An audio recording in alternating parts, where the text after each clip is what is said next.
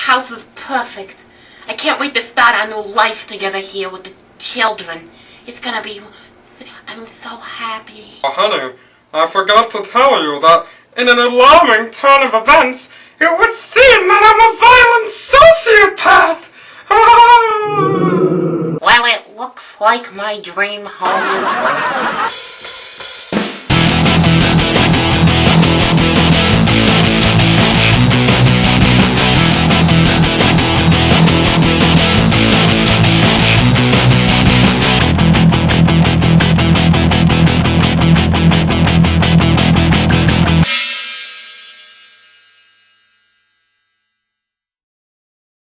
So I think everybody's pretty much had the same complaint about the trailer. It just gives away too much.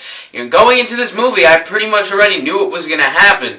So I really didn't have the highest hopes, but this was actually one of the rare occasions where I did, because I think reviews only came up the day of the release. So I went in, I did not look at one review beforehand, just went in totally open-minded. So it was kind of an interesting experience in that respect, as, you know, having no preconceptions about the movie. So basically what it turns out to be, and probably a lot of people will use this comparison, is a bit of The Shining and a bit of Shutter Island mixed together. My feelings of the movie are actually kind of mixed, because it did get completely panned. I checked the reviews after I got home from seeing it, and it got destroyed by critics. And I don't think it's really that bad. I think it has like a 8% on Rotten Tomatoes last time I checked.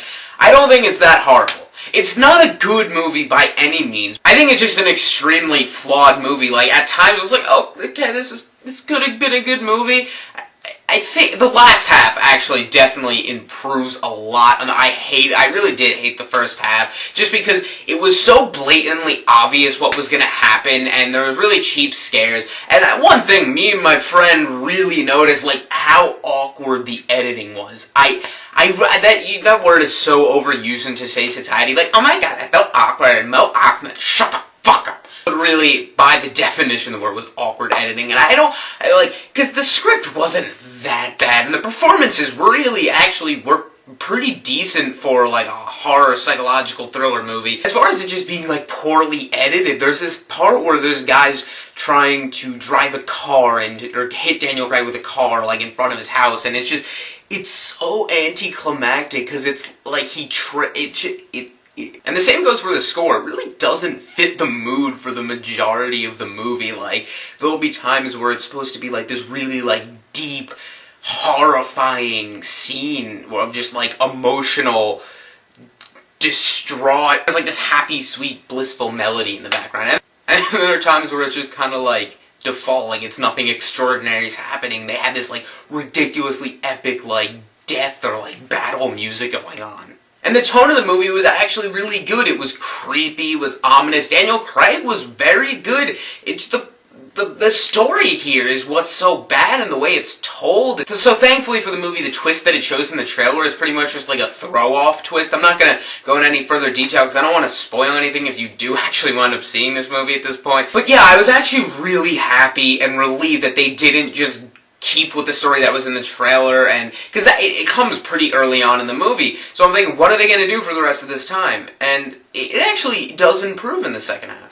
I don't think it's a complete loss from a movie. There are a ridiculous amount of flaws. It is overly cliche at points. At times it's just downright not scary. Very few times in this movie was I really scared. I was more interested. Like, there were actually points where I was like, oh, that's cool. That's a nice little story there. There was actually a lot of times where I was legitimately interested. I really wanted to know what was going to come next in the story. Unfortunately, it didn't always have the greatest payoffs. I think it's a disappointing movie. I don't think it's worth the price of admission. It's not really all worth your while, but if it was on TV, I could justify watching it. Daniel Craig really carries the movie very well, and then a lot of times there's these subtle little things that add to the overall movie, these little points of foreshadowing that I really liked, and then it just totally, like, veers off into something completely ridiculous. But I actually think the movie, at times, was pretty good.